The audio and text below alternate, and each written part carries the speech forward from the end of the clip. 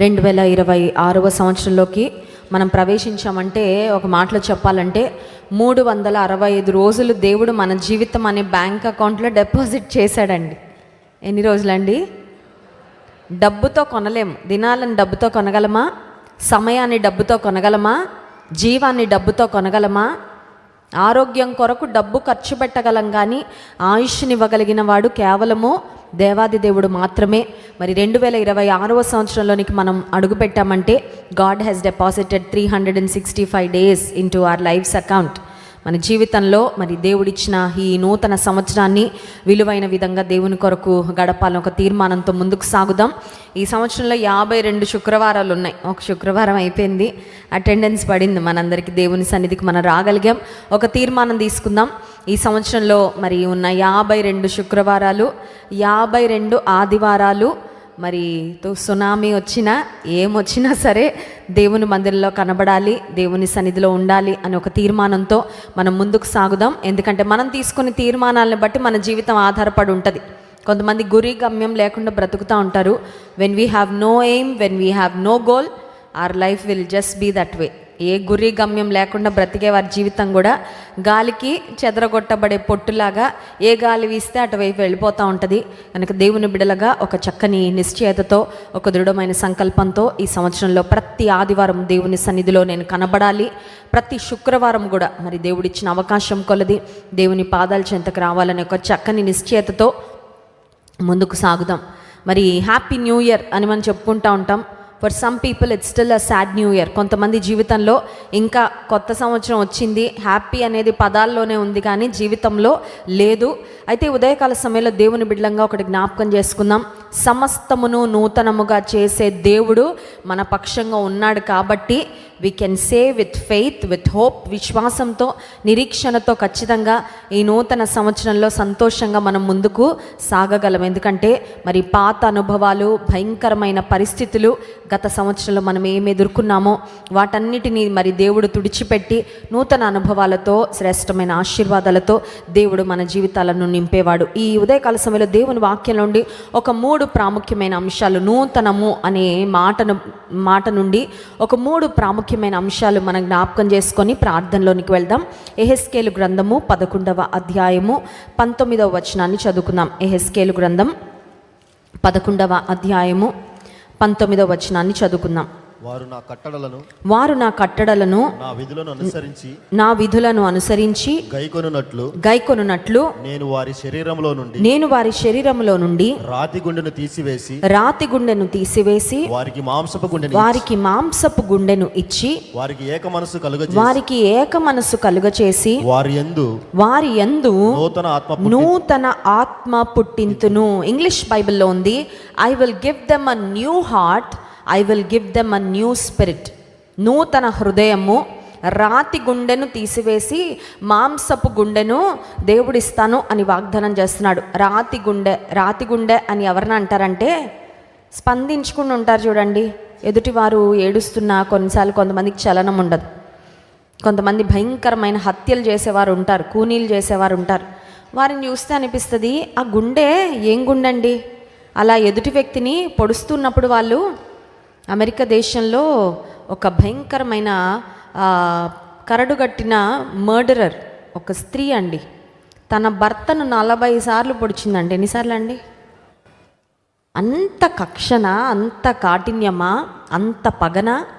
ఆమెను వెళ్ళి ఒక ఇంటర్వ్యూ చేస్తే ఆ ఇంటర్వ్యూని గడిచిన దినాల్లో నేను చూశాను. ఆమె ముఖం చూస్తే ఎంత అమాయకంగా ఉందంటే, అంత భయంకరమైన మరి కఠినమైన హృదయం లోపలుండి మనసు మరి ముఖం అంత ప్రశాంతంగా ఉందా అనిపించింది.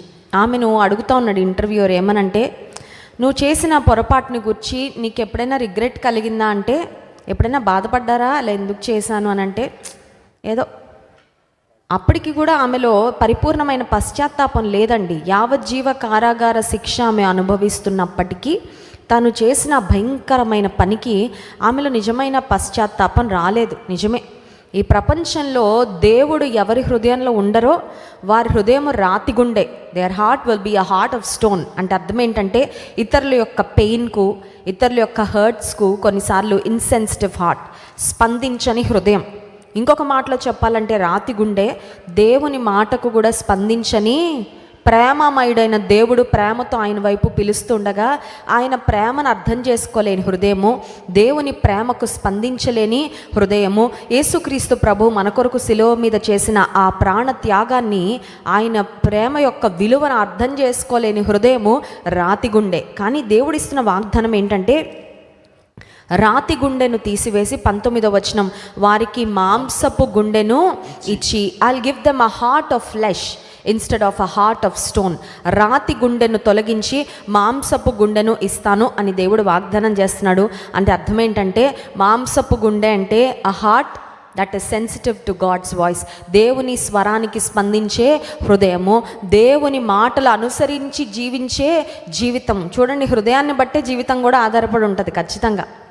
అందుకే వాక్యంలో ఒక మాట ఉంటుంది, మీ హృదయంలో నుండి జలధారలు, జీవధారలు ప్రవహిస్తాయి. కాబట్టి అన్నిటికన్నా ముఖ్యంగా మీ హృదయాన్ని కాపాడుకోండి. Heart is the well spring of life అనే మాట ఉంటుందండి ఇంగ్లీష్ బైబిల్లో. హృదయంలో నుండి జీవధారలు ఉబుకుతాయంట.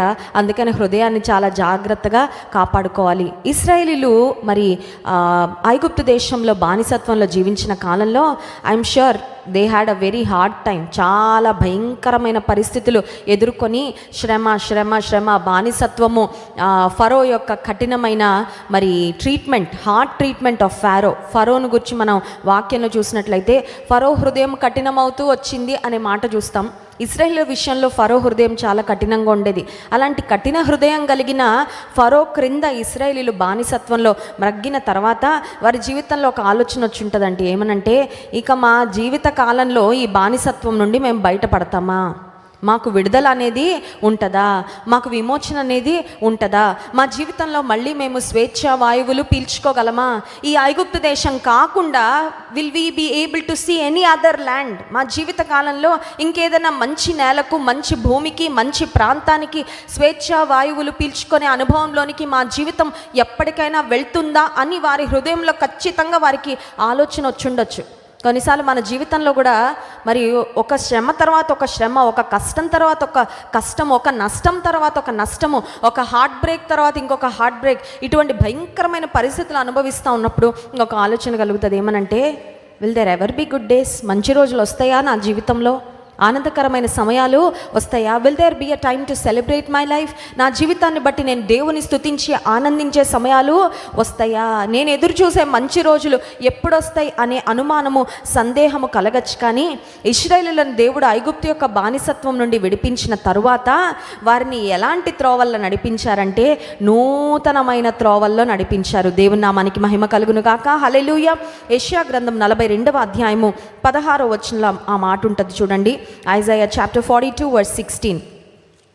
యెషయా గ్రంథం 42వ అధ్యాయము 16వ వచనం, వారెరుగని మార్గమున తీసుకొని వచ్చెదరు, వారెరుగని త్రోవలలో వారిని నడిపింతును, వారి ఎదుట చీకటిని వెలుగుగాను, వంకర త్రోవలను చక్కగాను చేయుదును, నేను వారిని విడువక ఈ కార్యములను చేయుదును. దేవుని నామానికి మహిమ కలుగును గాక. హల్లెలూయా.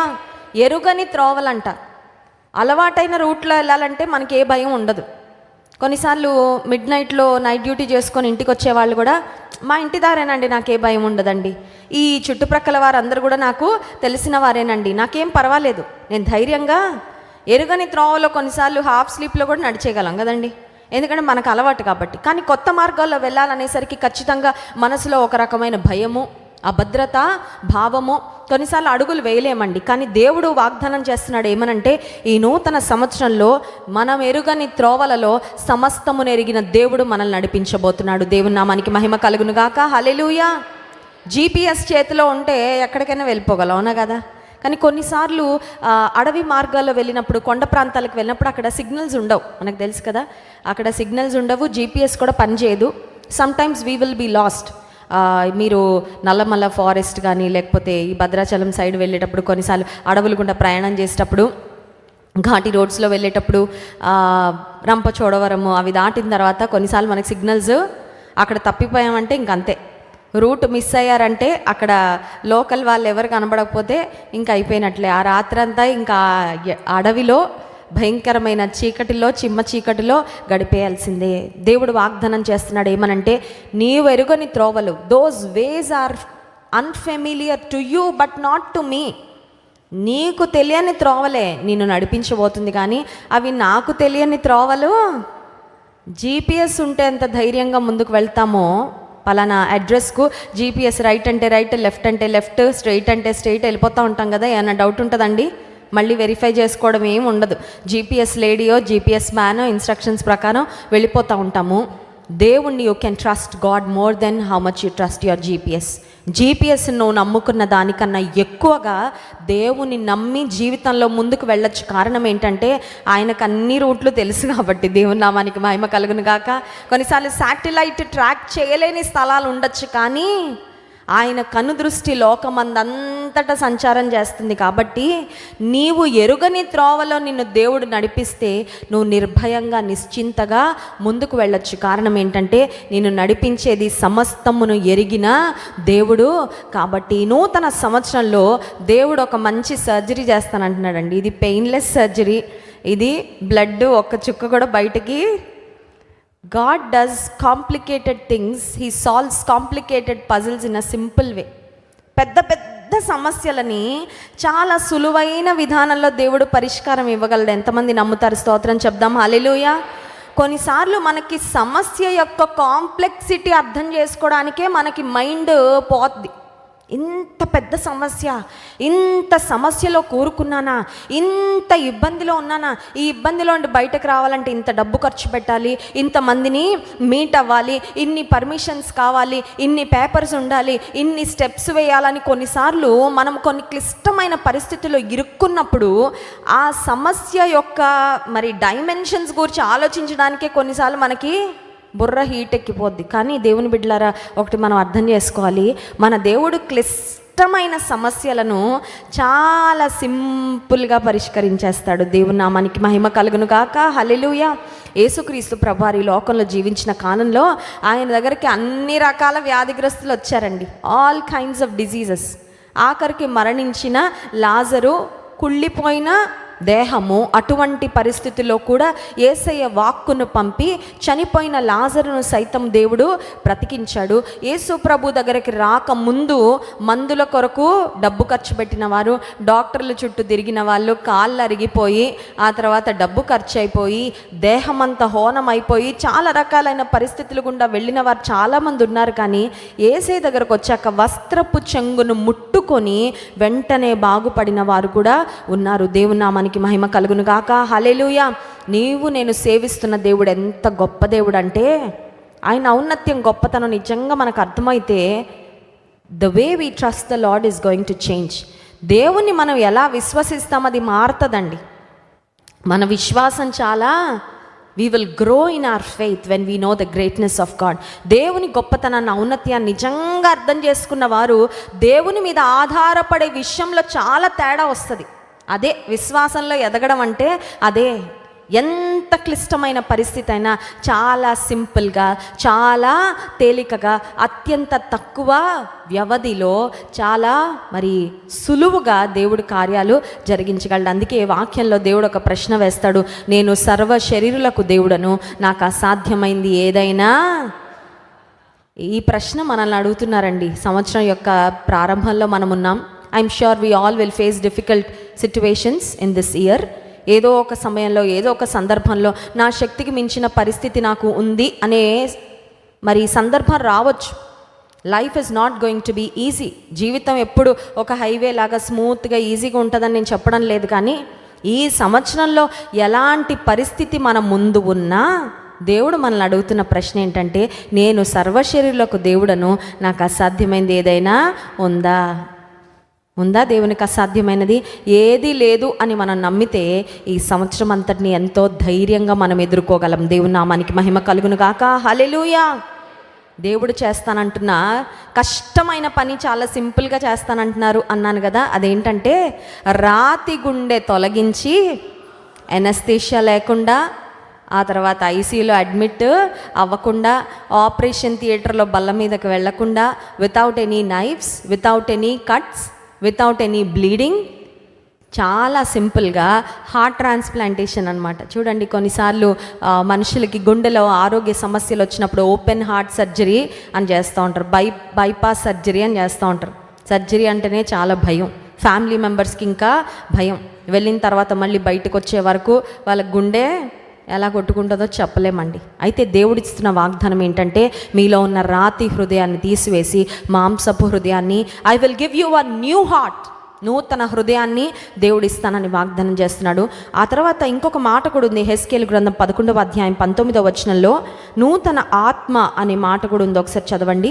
వారి యందు నూతన ఆత్మను పుట్టింతు, వారి యందు నూతన ఆత్మను, అ న్యూ స్పిరిట్. ఒక స్పిరిచువల్ పర్సన్గా నీవు నేను బ్రతకాలంటే we need to have a strong spiritual life. ఆత్మీయ జీవితంలో బలంగా ఉంటే ఆత్మీయంగా బ్రతకగలం, అంతే కదండి. శరీరానుసారమైన దృక్పథాలతో, శరీరానుసారమైన ఆలోచనలతో, శరీరాశలను, నేత్రాశలను, లోకాశలను వెంబడిస్తూ నడుచుకునే వారు ఎన్నడూ కూడా ఆత్మ సంబంధమైన వ్యక్తులుగా బ్రతకలేరు. అయితే దేవుడు ఇక్కడ వాగ్దానం చేస్తున్నారు ఏమనంటే, నూతన ఆత్మను మీకు ఇస్తాను. ఈ నూతన సంవత్సరంలో అడుగుదాం, ప్రభా నాకు నూతనమైన ఆత్మను ఇవ్వు. I would like to have new spiritual experiences with you in this year. ఈ సంవత్సరంలో నూతనమైన ఆత్మీయ అనుభవాలతో నేను సాగాలని. ఎంతమందికి నూతన రుచులు అంటే ఇష్టం అండి? కొత్త రకం బిర్యానీ అంటే పెట్టండి. కొన్నిసార్లు స్వీట్ షాప్కి వెళ్ళగానే చిన్న చిన్న శాంపుల్ పీసెస్ ఉంటాయి, చూసారు కదండి. చిన్న చిన్న శాంపుల్ పీసెస్ ఉంటాయి, అవి టేస్ట్ చూడమంటారు. ఎందుకంటే టేస్ట్ చూసి మనకు నచ్చితే, ఒకసారి నేను ఒక స్వీట్ షాప్కి వెళ్ళాను రాజమండ్రిలో. అందులో స్టాఫ్ అందరూ మన చర్చకు వస్తారు, అన్ని టేస్టులు తెచ్చేస్తున్నారు. మొత్తం తింటే నాకు భోజనం కన్నా ఎక్కువైపోయేలా ఉంది. మీ ప్రేమ చాలా గొప్పది, కానీ ఇవన్నీ నేను టేస్ట్ నా వల్ల కాదమ్మా, ఇంకా అక్క ప్యాక్ చేసేస్తాం, అక్క టేస్ట్ చేసే ప్యాక్ చేస్తే అదో 1/2 kg అయిపోయిందండి. ఎందుకు చెప్తున్నానంటే, కొన్నిసార్లు when you taste you experience. చాలాసార్లు మరి కొత్త రుచులు టేస్ట్ చేయాలని ఇష్టపడదు. కొత్త ట్రెండ్, కొత్త రకమైన వస్త్రధారణ ఏదైనా ఉంటే ఒకసారి ట్రయల్ వేసుకొని వస్తామండి. ఉంటుందండి, ట్రయల్ రూమ్ ఉంటుందా? కొంతమంది ట్రయల్ రూమ్ వెళ్ళి చూసుకొని ముందుకి వెనక్కి అటు ఇటు తిరిగి చూసుకుంటే తప్ప సాటిస్ఫాక్షన్ ఉండదు. ఇంటికి తీసుకురాం, లేదంటే కొనుక్కొని మళ్ళీ ఇంటికి వెళ్ళి షాప్కి వెళ్ళి ఎక్స్చేంజ్ చేసేస్తూ ఉంటాం. నచ్చలేదండి, ఒకటి అనుకున్నాను కానీ ఇంటికి వెళ్ళాక చూసుకుంటే వేరేలాగా. We want to try.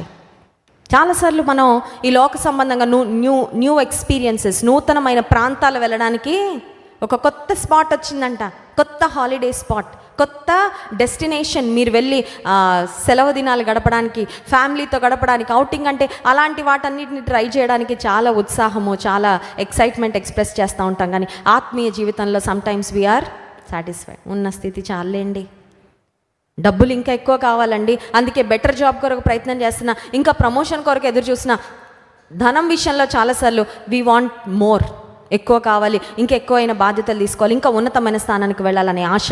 లోక సంబంధమైన ఆహారము, లేకపోతే ఎంటర్టైన్మెంట్, బట్టలు, షాపింగ్, ఇట్లాంటి విషయాలు we want have new experiences. But so many times we're just satisfied with our spiritual life. ఆత్మీయ జీవితంలో ఈ సంవత్సరంలో సంఘంగా మనం అడగవలసింది ఏంటంటే, నూతనమైన ఆత్మీయ అనుభవాలకు మమ్మల్ని నడిపించయ్యా. దేవుని నామానికి మహిమ కలుగును గాక. హల్లెలూయా. దేవుడు వాగ్దానం చేస్తున్న నూతన ఆత్మను మీకు ఇస్తాను. ఆత్మీయమైన అనుభవాల కొరకు ఆశపడే హృదయాన్ని దేవుడు ఖచ్చితంగా తృప్తిపరుస్తాడండి. దేవుని నామానికి మహిమ కలుగును గాక. హల్లెలూయా. Blessed are those who hunger and thirst for righteousness, for they will be filled. చూడండి, మత్తయి సువార్త 5వ అధ్యాయంలో యేసుక్రీస్తు ప్రభువారు కొండ మీద చేసిన ప్రసంగంలో ఈ మాట మనం గమనిస్తాం. 6వ వచనం, నీతి కొరకు ఆకలి దప్పులు గలవారు ధన్యులు, వారు తృప్తిపరచబడుదురు. దేని కొరకు ఆకలి దప్పులు? ఏ దిల్ మాంగే మోర్ అని ఒకటి ఉంటుంది యాడ్, చూసారండి? ఏంట థమ్సప్పా? థమ్సప్. ఆ థమ్సప్ తాగడానికి ఆ హీరో గారు లేకపోతే యాడ్లో నటించే వాళ్ళు ఒక హెలికాప్టర్లో నుండి దూకుతారు. దూకి ఒక ట్రక్ వెళ్ళిపోతూ ఉంటుంది. ఆ ట్రక్కులో నుండి చాలా పెద్ద స్టంట్ అండి అది. అంత అవసరం లేదు. షాప్కి వెళ్ళి 10 రూపాయల ఎంత ఉంటుంది తెలీదు, బాటిల్ నేను తాగట్లేదు కాబట్టి నాకు తెలీదు, బట్ కొనుక్కొని వస్తే అయిపోద్ది. కానీ ఆయన ఎంత సాహసం చేస్తాడంటే ఆల్మోస్ట్ లైఫ్ని కూడా రిస్క్ చేసుకొని అది తాగిన తర్వాత అంటాడు, తీసుకున్న రిస్క్కి ఇప్పుడు నాకు సాటిస్ఫాక్షన్ ఒక మాట చెప్తాను, లోక సంబంధమైన విషయాల కొరకు నువ్వెన్ని రిస్కులు తీసుకున్నా, even after you achieve it, నువ్వు అది సంపాదించుకున్న తర్వాత నీకు అనిపిస్తే ఇంతేనా అనిపిస్తుంది. అర్థమైందండి?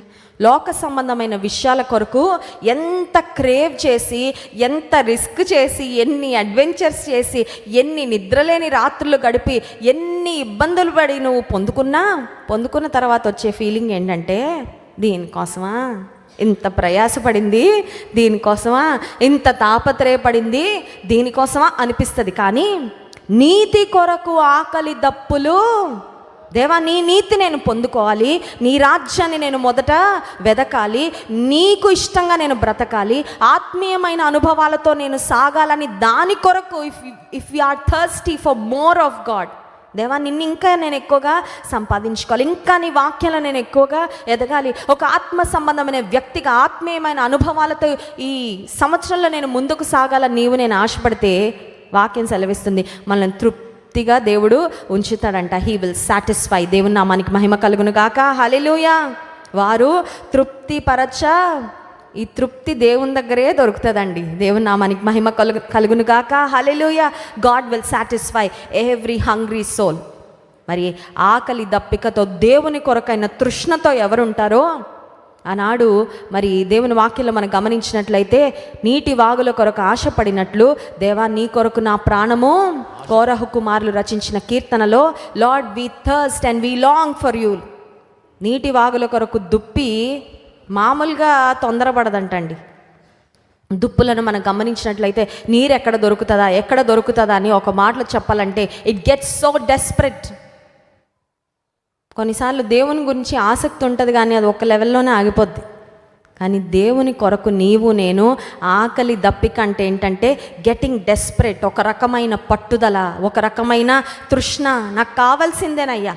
ఆనాడు యాకోబు పెనుగులాడాడు కదా ఎబ్బోకు రేవు దగ్గర, నీవు నన్ను ఆశీర్వదించితేనే కానీ నేను నిన్ను పోనివ్వను అని. అటువంటి అనుభవము, నీతి కొరకు ఆకలి దప్పులు, అది ఎప్పుడు వస్తుందంటే దేవుడిచ్చే నూతన ఆత్మను మనం పొందుకున్నప్పుడు. దేవుని నామానికి మహిమ కలుగును గాక. హల్లెలూయా. నూతన హృదయాన్ని పొందుకున్నప్పుడు, నూతన హృదయంలో నుండి శ్రేష్టమైన ఆశలు, శ్రేష్టమైన ఆలోచనలు, శ్రేష్టమైన తృష్ణ బయలుదేరుతుందండి. అంతేగాని పాత హృదయంలో ఉన్నట్లుగా పాత మరి పరిస్థితులే ఉంటే you will never be able to have new experiences in Christ. క్రీస్తు ప్రభువులో నూతన అనుభవాలను ఎన్నడూ కూడా పొందుకోలేము. రెండవదిగా మనం గమనిస్తే ఎఫెసీ పత్రిక 4వ అధ్యాయము 22వ వచనం నుండి 24వ వచనం వరకు చదువుకుందాం. ఎఫెసీ పత్రిక 4వ అధ్యాయం 22వ వచనం నుండి, కావున మునుపటి ప్రవర్తన విషయంలోనైతే మోసకరమైన దురాశ వలన చెడిపోవు మీ ప్రాచీన స్వభావమును వదులుకొని మీ చిత్తవృత్తి యందు నూతన పరచబడిన వారై నీతియు యథార్థమైన భక్తియు గలవారై దేవుని పోలికగా సృష్టింపబడిన నవీన స్వభావమును ధరించుకొనవలెను. దేవుని నామానికి మహిమ కలుగును గాక. హల్లెలూయా. నూతన స్వభావము, నవీన స్వభావం. స్వభావం అంటే ఏంటో తెలుసా అండి? What we're on the inside.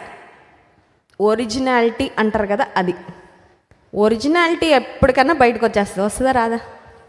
ఎంత దాచుకున్నా, ఎన్ని మాస్కులు వేసినా, మనుషుల ముందు ఎంత నైస్గా, ఎంత మంచిగా ఉన్నట్లు ప్రవర్తించినా, లోపల ఉన్న ఒరిజినాలిటీ అంటే మన స్వభావం ఏదైతే ఉందో అది ఖచ్చితంగా ఏదో ఒక సమయంలో బయటకు వచ్చేస్తూ ఉంటుంది. అందుకే కొంతమంది వ్యక్తులను కొన్నిటితో పోలుస్తూ ఉంటారు.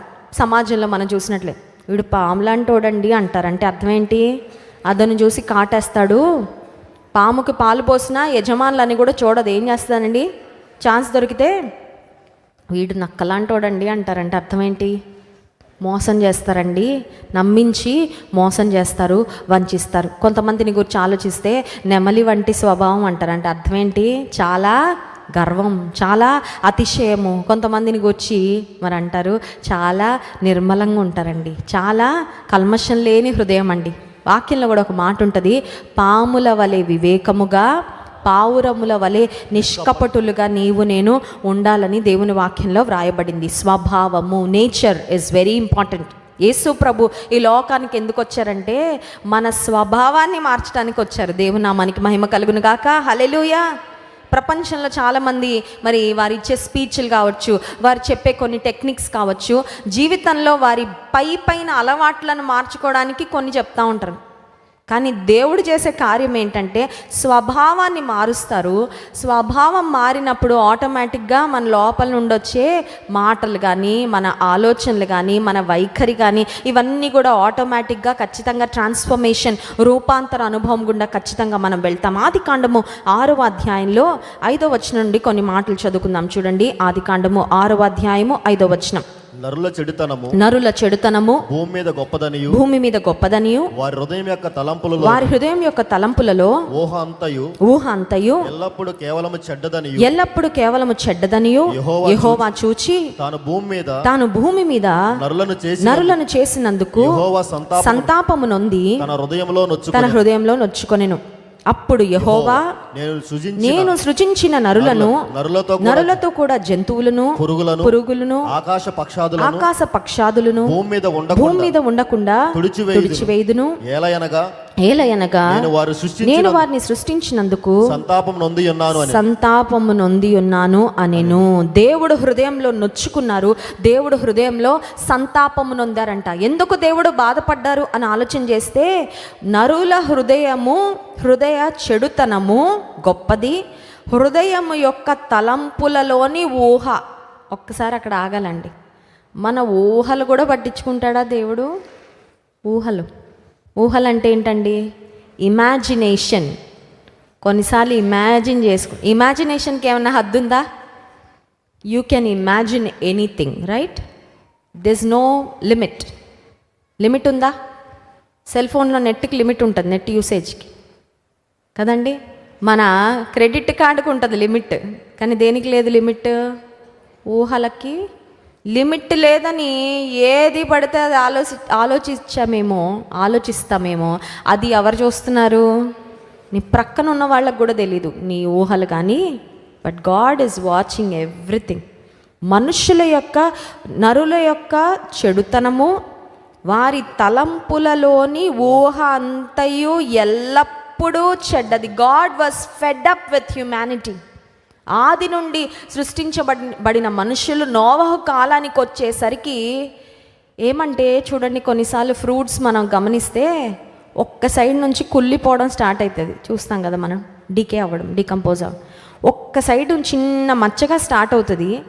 అది అలా ఏమవుతుందండి, ఫ్రూట్ అంతా ఎక్కడ స్టార్ట్ అయిందంటే మచ్చ అవ్వమ్మ దగ్గర స్టార్ట్ అయింది. తినవద్దన్న పండు తిన్న అవ్వమ్మ, అక్కడ ప్రారంభమైన పాపము మనుషుల హృదయాలలో నానాటికి అది ఏమైపోయిందంటే మల్టిప్లై అయిపోయి, స్ప్రెడ్ అయిపోయి మనుషులందరూ కూడా చెడిపోయారంట. వారి హృదయాలోచనలు, తలంపులు, ఊహ కూడా చెడిపోతే వీళ్ళని ఎందుకు సృష్టించానా? కొన్నిసార్లు కొంతమంది పిల్లల్ని చూస్తే తల్లిదండ్రులు బాధ, వీడిని ఎందుకు కన్నానా? ఒక తెలుగు సామెత ఉంటుందండి, పుత్రుడు జన్మించినప్పుడు కాదంట పుత్రోత్సాహం, ఎప్పుడంట? పుత్రుని గనుగొని పొగడగా. విన్నారా? పుత్రులకే కాదు, అది పుత్రికలకు కూడా. ఇక్కడ ఉన్న పుత్రికలు మేము ఎక్సెంప్టెడ్ అనుకుంటున్నారేమో, మనకు కూడా అది. తల్లిదండ్రులు పుట్టగానే సంబరాలు చేసుకొని అందరికీ స్వీట్ బాక్స్ పని చేసుకొని పుట్టేసిందండి. అప్పుడు కాదు. ఎప్పుడు రావాలి సంతోషం? బ్రతుకులో ఏదో ఒకటి సాధించి మంచిగా బ్రతికి మంచి పేరు తెచ్చుకొని అమ్మా నాన్నలను సంతోషపెడితే అది నిజమైన జీవితం, అది నిజమైన బ్రతుకు. దేవుడు మనుషులను సృష్టించినందుకు ఆయన సంతాపపడేటంతగా మానవుడు దిగజారిపోయిన ఆ పరిస్థితిలో God he's taken a decision. దేవుడు ఒక తీర్మానం తీసుకున్నారు. ఏమనంటే, మనుషులందరినీ తుడిచిపెట్టేయాలి అని దేవుడు తీర్మానం తీసుకున్న తర్వాత, దేవుని దృష్టిలో నోవహు కుటుంబం యోగ్యమైన కుటుంబంగా కనబడితే, అప్పుడు దేవుడు ఏం చేశారంటే, నోవహుకు మనందరికీ తెలిసిన మాటే, జలప్రలయం రాబోతుంది, జలప్రలయం నుండి నీవు నీ కుటుంబం తప్పించబడాలంటే ఒక ఓడ నిర్మించాలని దేవుడు ఆ ఓడ యొక్క డైమెన్షన్స్, ఏ చెక్కతో కట్టాలో, ఏ వుడ్ యూజ్ చేయాలో అన్నీ మరి డిస్క్రిప్షన్ అంతా దేవుడు చాలా స్పష్టంగా నోవహుకు ఇచ్చిన తర్వాత, నోవహు అతని కుటుంబము ఓడలోకి వెళ్ళారు. జలప్రలయం వచ్చింది. ఆ కాలంలో మరి పాపంలో దేవునికి అవిధేయులుగా ప్రజలందరూ తుడిచిపెట్టబడ్డారు. ఇప్పుడు దేవుడు ఏం చేశారంటే, ఆదికాండం 9వ అధ్యాయం 1వ వచనం చూడండి. మరియు దేవుడు నోవహును అతని కుమారులను ఆశీర్వదించి మీరు ఫలించి అభివృద్ధి పొంది భూమిని నింపుడి. God blessed Noah's family. దేవుని మాటకు విధేయత చూపించిన వారిని దేవుడు నిశ్చయంగా దీవిస్తాడండి. దేవుని నామానికి మహిమ కలుగును గాక. హల్లెలూయా. ఎవరు ఆపలేరు దేవుని ఆశీర్వాదాలను. ఇప్పుడు దేవుడు నోవహు కుటుంబాన్ని ఆశీర్వదించిన తరువాత ఒక సంఘటన నోవహు యొక్క కుటుంబంలో జరిగింది. ఆ మాటలు చూడండి. ఆదికాండము 9వ అధ్యాయము 18వ వచనం.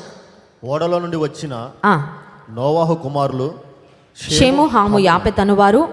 హాము కనానుకు తండ్రి. ఈ ముగ్గురు నోవహు కుమారులు. వీరి సంతానము భూమి అందంతటా వ్యాపించెను. 20వ వచనం. నోవహు వ్యవసాయము చేయనారంభించి ద్రాక్ష తోట వేసెను.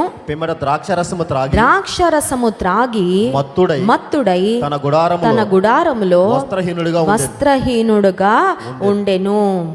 నోవా, బైబిల్లో నోవా వాజ్ అ డ్రంకర్డ్ అని లేదండి, తాగుబోతు అని లేదు. కానీ ఆ రోజు మరి ఎందుకో హీ డ్రాంక్ ఓవర్ లిమిట్. తాగవలసిన దానికన్నా ద్రాక్ష రసాన్ని స్వీకరించిన దానికన్నా ఎక్కువగా తీసుకున్నాడు. దేవుని వాక్యంలో ఒక హెచ్చరిక ఉంది. ఆ హెచ్చరిక ఏంటంటే అన్ని విషయములలో మితముగా ఉండుము. ఏంటంటే అది అన్ని విషయములలో మితముగా. చాలా సింపుల్ వర్డ్స్, అది చాలా సింపుల్ మాటగా కనబడుతుంది, కానీ అది పాటిస్తే మన జీవితంలో చాలా మేలు. Some times people over spend. డబ్బులు వస్తున్నాయి కదా అని అధికంగా ఖర్చు పెట్టేసి ఏమైపోద్ది? బికారోళ్ళు అయిపోతాం, బీదవాళ్ళు అయిపోతాం. అవసరం వచ్చినప్పుడు డబ్బులు ఉండవు. కొంతమంది ఆహారం దొరుకుతుంది కదా అని ఏం చేస్తూ ఉంటారండి? కడుపులో వేసేస్తూ ఉంటే ఏమవుతుంది? ఒబెసిటీ. ఈ రోజుల్లో చాలా పెద్ద సమస్య ఏంటంటే ఉబకాయం. పిల్లల దగ్గర నుండి వృద్ధుల వరకు చాలామంది ఎదుర్కొంటున్న ఒక సమస్య ఏంటంటే ఉబకాయం. ఎక్కువ తీసుకోవలసిన దానికన్నా ఎక్కువగా ఆహారాన్ని తీసుకోవడం వలన కొన్నిసార్లు పీపుల్ ఓవర్ డూ థింగ్స్. కొన్నిటిని కోపం ఉండాలండి, కోపము, కానీ దానికి ఒక లిమిట్. ఎంతవరకు అంటే అంతవరకు. అతిగా కోపగించుకొని ఆ కోపంలో అవుట్ ఆఫ్ కంట్రోల్ అయిపోయి ఇతరులను చంపేవాళ్ళు, కొంతమంది కుటుంబానికి హాని చేసేవారు, కొంతమంది తమ్మును తాము హాని నా కోపంతో నేను ఎవరిని ఏం చేయలేకపోతున్నాను కానీ నన్ను నేను ఏదో ఒకటి చేసేసుకుంటానండి, చంపుకునేవారు లేరా అండి? అన్ని విషయములలో మితముగా ఉండాలి. ఇక్కడ నోవహును గురించి మనం గమనించినట్లయితే Noah is a godly man. దైవజనుడే, దేవునికి ఇష్టడుగా బ్రతికిన వాడే. కానీ నో మ్యాన్ ఇస్ పర్ఫెక్ట్. ఎవరైనా పరిపూర్ణులా? వాక్యంలో మనం గమనించినట్లయితే దేవుడు తప్ప పరిపూర్ణులు ఇంకెవ్వరు కూడా లేరు అనేది మనకి స్పష్టంగా అర్థమవుతుంది. No man is perfect. ఎవరిలో ఉండే బలహీనతలు వారిలో ఉంటాయి. ఇప్పుడు నోవహులో అక్కడ మనకు కనపడుతున్న పరిస్థితి ఏంటంటే మరి ద్రాక్షరసాన్ని త్రాగి మత్తుడై తన గుడారములో వస్త్రహీనుడుగా ఉండెను. He lost control. దేహం మీద వస్త్రాలు కూడా పోయాయి అని గమనించుకోలేని పరిస్థితిలోకి నోవహు వెళ్ళిపోయాడు. నిజమే, తాగుబోతులకు మరి వాళ్ళు చాలా భయంకరమైన సమస్యలు తెచ్చుకుంటారు. వారిని బట్టి కుటుంబానికి కూడా చాలా వేదన కలిగిస్తారు. దయచేసి పురుషులారా, ఒకవేళ తాగుడు అనే వ్యసనంలో మీరు ఉన్నట్లయితే యేసుక్రీస్తు ప్రభువారి యొక్క నామంలో మీకు మరి మనవి చేస్తున్నాను, త్రాగుడు అనే వ్యసనం నుండి మీరు బయటకి. You are hurting your body. మీ దేహాన్ని మీరు పాడు చేసుకుంటున్నారు, మీ పరువు మీరు పోగొట్టుకుంటున్నారు, మీ ధనాన్ని మీరు వేస్ట్ చేసుకుంటున్నారు, మిమ్మల్ని బట్టి మీ కుటుంబానికి కూడా చాలా ఇబ్బందులు కలుగ చేస్తున్నారు. దయచేసి అర్థం చేసుకోండి. ఇక్కడ నోవహును గురించి మనం గమనిస్తే త్రాగిన మత్తులో వస్త్రహీనుడుగా మరి పడి ఉండగా తన రెండవ కుమారుడైన హాము ఆ విషయాన్ని గమనించాడు. చూడండి 21వ వచనం, 22వ వచనం. అప్పుడు కనానుకు తండ్రి అయిన హాము తన తండ్రి వస్త్రహీనుడై ఉండుట చూచి బయట ఉన్న తన ఇద్దరు సహోదరులకు ఆ సంగతి తెలిపెను. హాము చూశాడు. ఫస్ట్ చూసిన వారికి ఒక అడ్వాంటేజ్ ఉంటుందండి. అదేంటంటే ఆ పరిస్థితిని ఎలా అయినా వాళ్ళు మార్చగలరు కదండి.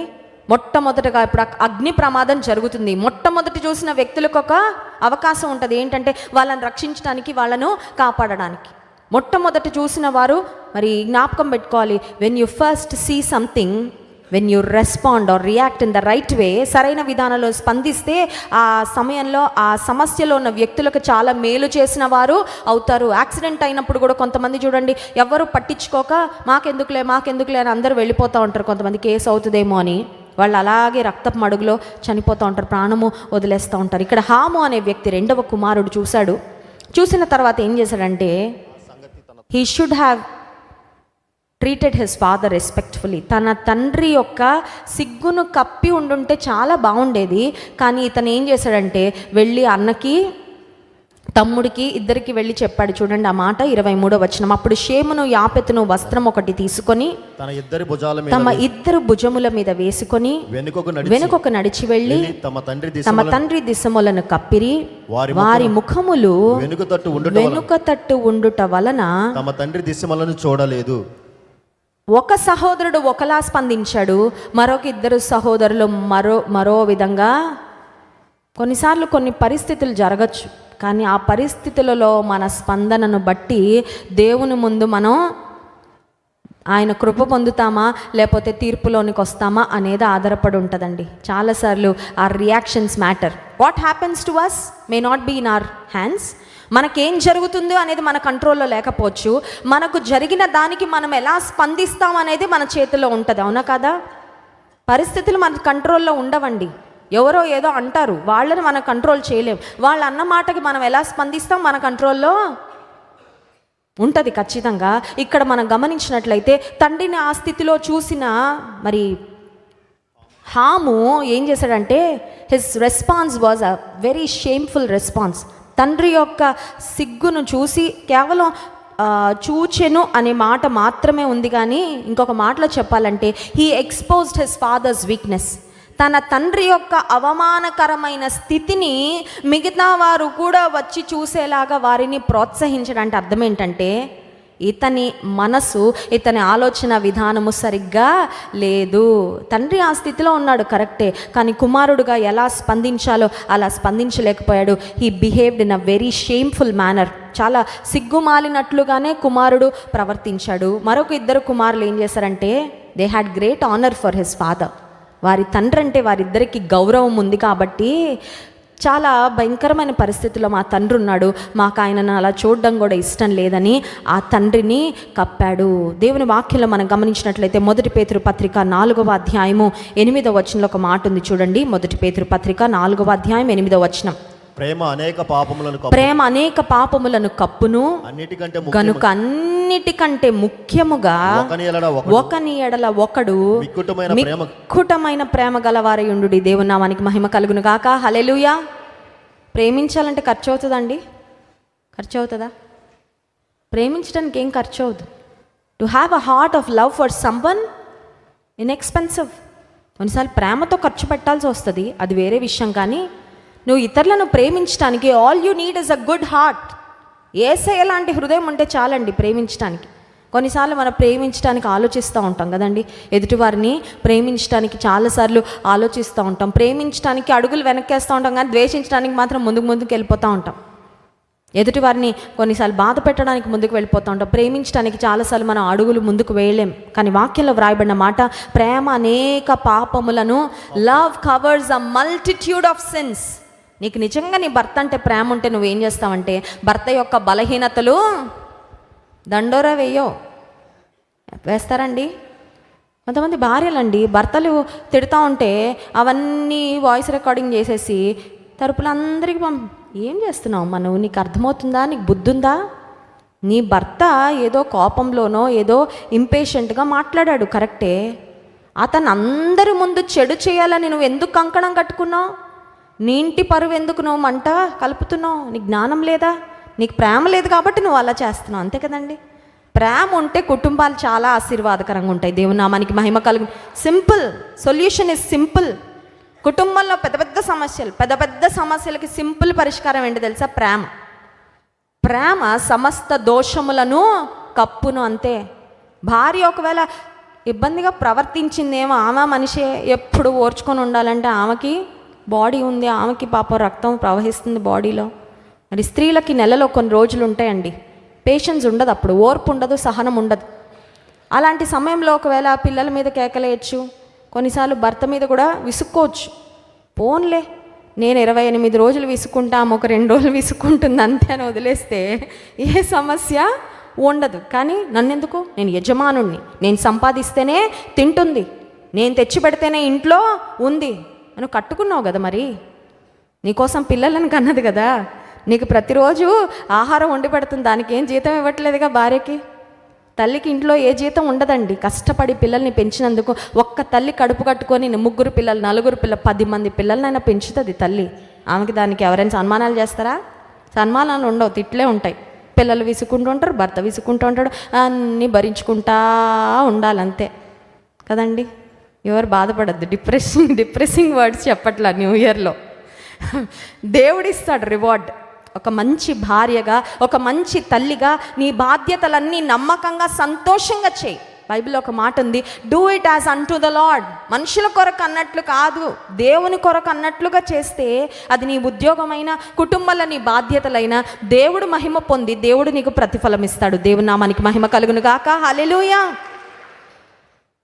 కొన్నిసార్లు భర్తలు భార్యల బలహీనతలన్నీ ఎక్స్పోజ్, అందరికీ నోరు కంట్రోల్ లేకనే చాలా కొంపలు కూలిపోతున్నాయండి. నోరు కంట్రోలు ముందు రోజు ఏదో అవుతుంది భార్య భర్తలకి, కనబడిన వాళ్ళందరికీ చెప్తుంటాడు, కనబడిన వాళ్ళందరికీ. ఎక్కడ తెరవాలి నోరు? ఎక్కడ ప్రార్థనలో చెప్పుకోరు దేవుడికి. ఎవరికి చెప్తా ఉంటారు? వాళ్ళ మమ్మీకి, వాళ్ళ సిస్టర్స్కి. వాళ్ళు మళ్ళీ క్లాస్ పీకుతూ ఉంటారు ఏమికి. చూడండి, ప్రేమ సమస్తమైన దోషములను కప్పుని. ఇంకో మాట కూడా ఉంది, 1 కొరింథీ పత్రిక 13వ అధ్యాయం 4-5 వచనాల్లో. ఆ మాటలు కూడా చదువుదాం. ప్రేమను గుర్చిన శ్రేష్టమైన మాటలు. ప్రేమ దీర్ఘకాలము సహించును, ప్రేమ దీర్ఘకాలము సహించును, దయ చూపించును, ప్రేమ మత్సరపడదు, ప్రేమ డంబముగా ప్రవర్తింపదు, అది ఉప్పొంగదు, అమర్యాదగా నడవదు, స్వప్రయోజనమును విచారించుకొనదు. ఈ ఒక్కొక్కటి ఫాలో అయిపోతే మన కుటుంబాలు పరలోకంలాగా ఉంటాయండి. దేవుని నామానికి మహిమ కలుగును గాక. ప్రేమ మత్సరపడదంట. ఈ రోజుల్లో ఎవరి మీద మత్సరం చెప్పమంటారా? ఈ ఇంటోళ్ళకి ఆ ఇంటోళ్ళ మీద కాదు, భర్తకే భార్య మీద, భార్యకే భర్త మీద. ఒకరు కొంచెం మంచిగా వెళ్తుంటే పైకి, పక్కన వాళ్ళు లాగేస్తూ ఉంటారు. బయట వాళ్ళు కాదండి. There is competition in the family. Why? You are not here to compete with each other. భార్య భర్తలు ఒకరితో ఒకరు పోటీ పడమని లేదు వాక్యంలో. ఒకరికొకరు సహకరించుకోవాలి. భార్య భర్తకు సాటి అయిన సహాయముగా, you are only there to support and encourage your husband, to lift him up. నీ భర్తను పొగిడితే నిన్ను పొగిడినట్టే. నీకు అర్థం అవట్లా. నీ భర్త ఒకవేళ కష్టంలో ఉంటే నీ కష్టం కూడా అర్థం చేసుకో. ప్రేమ మత్సరపడదు, ప్రేమ డంబముగా ప్రవర్తింపదు, అది ఉప్పొంగదు, అమర్యాదగా. మర్యాద చాలా ముఖ్యం అండి. అక్కడ ఇంట్లో ఎక్కడండి మర్యాద? ఇంట్లో మర్యాదగా ప్రవర్తించడం రాకపోతే బయట కూడా మర్యాదగా. నోవహు కుటుంబంలో హాము విషయంలో ఏం మిస్ అయింది? మర్యాదగా ప్రవర్తించలేకపోయాడు. He couldn't treat his father with respect. కుటుంబాల్లో కొన్నిసార్లు పిల్లలు తల్లిదండ్రులను అఘోరంగా మాట్లాడతారు. చిన్నప్పుడు నవ్వుకుంటారు ముద్దుగా, అబ్బా మా అమ్మాయి చూడు నన్ను పేరు పెట్టి పిలుస్తుంది, చూసారండి. భర్త భార్యను పేరు పెట్టి పిలిస్తే పిల్లలు కూడా మాటలు వచ్చే వయసులో అమ్మ అనకుండా పేరు పెట్టి పిలుస్తూ ఉంటారు. అమ్మ ఎంత పొంగిపోతూ ఉంటుంది, నన్ను పేరు పెట్టి పిలుస్తుంది చూసారండి. మా భర్తని పేరు పెట్టి పిలుస్తుందండి మా అమ్మాయి. అప్పుడు సంతోషపడ్డావేం పర్లా. ఊహ స్టార్ట్ అయిన దగ్గర నుంచి తల్లిదండ్రులను గౌరవించటము, పెద్దలను గౌరవించటం, అమ్మమ్మని రెస్పెక్ట్ చేయి, నానమ్మని రెస్పెక్ట్ చేయి, తాతయ్యని రెస్పెక్ట్ చేయి, పెద్దలను గౌరవించటం నేర్పించాలి ఖచ్చితంగా. ఎందుకంటే క్రైస్తవ కుటుంబంలో ఉండవలసిన పద్ధతి. ప్రేమ అమర్యాదగా నడువదు. ఆ తర్వాత చూడండి, స్వప్రయోజనమును విచారించుకొనదు. స్వప్రయోజనం, సెల్ఫిష్నెస్ ఉండదంట ప్రేమలో. ఏముండదు? నేటి సమాజంలో చూసినట్లయితే ఎవరి కాలు సెల్ఫిష్. అమ్మ కెరియర్ అమ్మ చూసుకుంటుంది, నాన్న కెరియర్ నాన్న చూసుకుంటాడు. ఇంతగా నెగ్లెక్ట్ అయ్యేది ఎవరంటే పిల్లలే. అడుగుతూ అంటే తారాదు. కాలేజ్కి వెళ్తున్నాడు కదా, స్కూల్కి వెళ్తున్నాడు కదండి, నేర్పించకపోతే ఎలా నేర్చుకుంటారు? బాలుడు నడవవలసిన త్రోవను వానికి. కెరియర్ వద్దు అని నేను చెప్పట్లేదండి. తల్లి ఉద్యోగం చేయొద్దనో, వ్యాపారాన్ని పట్టించుకోకుండా ఇంకా ఇంట్లో ఒకరినొకరు ముఖాలు చూసుకుంటా కూర్చోమని చెప్పట్లేదు. కానీ there needs to be a balance. పిల్లలకి మనం నేర్పించకపోతే ఎవరు? నువ్వు తీసుకోకపోతే ఆ రెస్పాన్సిబిలిటీ ఎవరు నేర్పిస్తారు? బయట వాళ్ళు నేర్పిస్తారా? బయట వాళ్ళు నేర్పించరు. బయట వాళ్ళు వెనకాల మాట్లాడుకుంటారండి. ఉన్నదానికి ఇంకా 10 యాడ్ చేసి చెప్తారు 10 మందికి. వాళ్ళ ఇంట్లో అండి అలాగండి ఇలాగండి అని లేనిపోని మాటలన్నీ కలిపి మాట్లాడతారు. కరెక్టే. ప్రేమ మర్యాదగా నడవదు. ఇక్కడ నోవహు యొక్క కుటుంబాన్ని మనం జ్ఞాపకం చేసుకుంటే, నోవహు కుమారుడు హాము చాలా అవమానకరంగా ప్రవర్తించాడు. ఆ స్థితిలో తండ్రి ఉన్నాడు కరెక్టే. తాను చేయవలసింది ఏంటంటే తండ్రి యొక్క బలహీనతను కప్పాల్సింది. ప్రేమన దేవుని బిడ్డలారా, అర్థం చేసుకుందాం ఈ మాటలు. We're call to cover each other. ఎవరిలో లేవండి తప్పులు? ఎవరిలో లేవు? అందరిలో ఉంటాయి కదండి. నాలో ఉండే బలహీనతలు నాలో ఉన్నాయి, ఎదుటివారిలో ఉండే బలహీనతలు ఎదుటివారిలో. అని కొన్నిసార్లు మన ప్రవర్తన ఎలా ఉంటుందంటే, మనం పర్ఫెక్ట్ అన్నట్లుగా ఎదుటి వాళ్ళందరికీ మార్కులు వేసేసి, ఎదుటి వారందరినీ అనలైజ్ చేసేసి, వాళ్ళని పాపులుగా, దోషులుగా, కృతజ్ఞతారాహిత్యులుగా, లేకపోతే సర్టిఫికేట్లు ఇచ్చి లేబుల్స్ వేసేస్తూ ఉంటామండి చాలాసార్లు. ఇక్కడ ఏం జరిగిందని ఆలోచన చేస్తే, నోవహు ఆ మత్తు నుండి బయటకు వచ్చిన తర్వాత హీ న్యూ వాట్ హ్యాపెండ్. కేవలం చూసి అన్నల్ని పిలవడానికి వెళ్ళిపోయాడని బైబిల్లో ఉంది. కానీ కొంతమంది మరి బైబిల్ కామెంటేటర్స్ చెప్పిన మాట ఏంటంటే, అవమానకరంగా ప్రవర్తించాడు కూడా అంట తన తండ్రి విషయంలో. దాని గురించి I do not want to elaborate on that. దాని గురించి ఇంకెక్కువగా నేను మాట్లాడాలనుకోవడం లేదు. కానీ తండ్రిని ఆ స్థితిలో చూసి అవమానకరంగా ప్రవర్తించాడు కూడా హాము అని కొంతమంది బైబిల్ చరిత్రకారులు, కామెంటేటర్స్ చెప్తారు.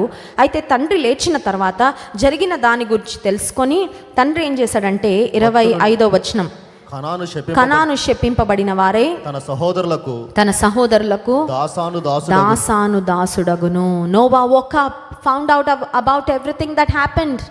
తెలుసుకొని హామునేమో శపించాడు, షేమును యాపెతునేమో ఆశీర్వదించాడు. చూడండి 26, 27 వచనాలు. మరియు అతడు షేము దేవుడని యెహోవా స్తుతింపబడును గాక, కనాను అతనికి దాసుడగును, దేవుడు యాపెతును విశాలపరచును, అతడు షేము గుడారములో షేము గుడారములలో నివసించును. తండ్రిని ఘనపరిచిన వ్యక్తులకేమో దీవెన, తండ్రిని అవమానపరిచిన వ్యక్తులకేమో శాపము. ఎఫెసీ పత్రిక 6వ అధ్యాయము 1 నుండి 3 వచనాల వరకు మనం చదివినట్లయితే నూతన నిబంధన గ్రంథంలో కూడా ఒక శ్రేష్టమైన మాట ఉంటుంది. చూడండి,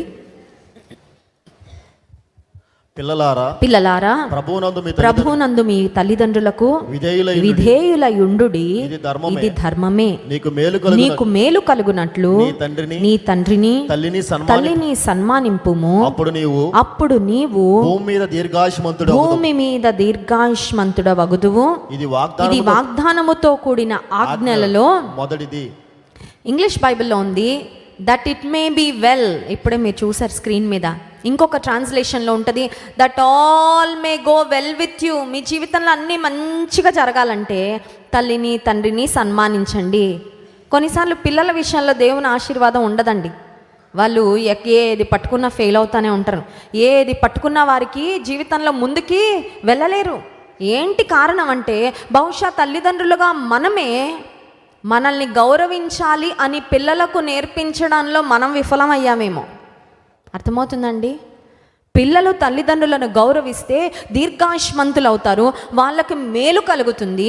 వారికి మేలు కలగకుండా మాటికి కీడు కలుగుతుందంటే బహుశా హాములాగా వాళ్ళు ప్రవర్తిస్తున్నారు. అంటే తల్లిదండ్రులుగా మనకి, నేను మా పిల్లలు అవమానకరంగా ప్రవర్తించిన పర్లేదులేండి, నాకు వాళ్ళంటే ప్రేమే కదండి. కొన్నిసార్లు తల్లిదండ్రులుగా మనం అతిగారాబం చేస్తాం, అవునా కదా? అతిగారాబం చేసి బాధపడే వాళ్ళు చాలామంది ఉంటారండి. నా దగ్గరకు వచ్చి చాలామంది చెప్తా ఉంటారు, మా అమ్మాయినండి చిన్నప్పుడు బాగా గారాబం చేసామండి, ఇప్పుడు ఇలా తయారైపోయిందండి. మా వాడండి పుట్టక పుట్టాడని వీడిని గారాబం చేసామండి, ఎందుకు పనికి రాకుండా తయారైపోయాడండి.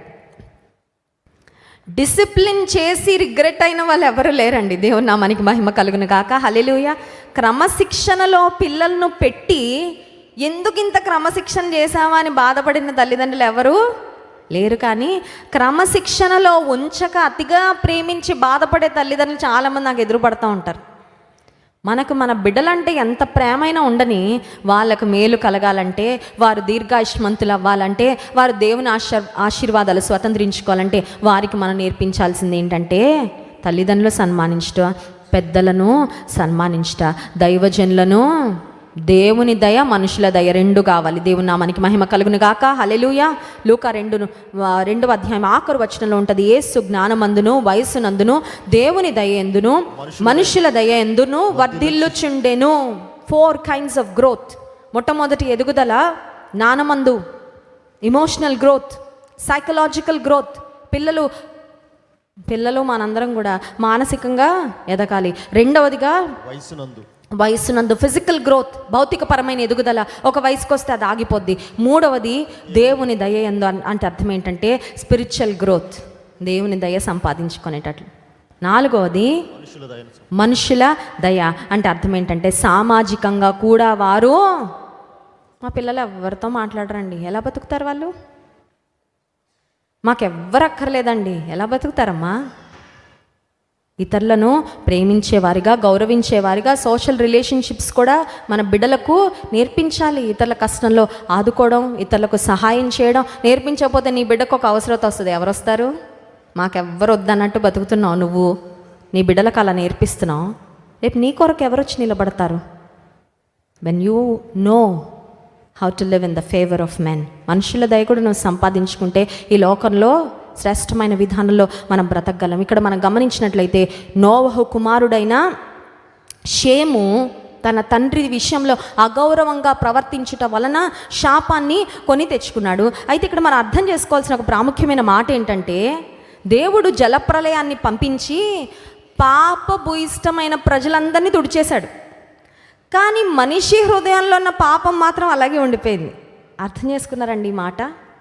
జలప్రలయం వచ్చి పాపముతో వారి ఊహలలో, తలంపులలో, హృదయాలోచనలో పాపం కలిగిన వారందరినీ తుడిచేసింది. నోహ కుటుంబం ఒక్కటే దేవుని దృష్టిలో నీతిమంతులుగా ఉన్నారు అనే మాట మనం చూస్తాము. నోవహును మరి దేవుడు ఒక చక్కని సాక్ష్యాన్ని నోవహును గురించి తెలియజేసినట్లు గమనిస్తాం. కానీ జల ప్రళయము మనిషి హృదయంలో ఉన్న చెడుతనాన్ని మాత్రం తీసివేయలేకపోయింది. మరి అది ఎలా పోతుందండి?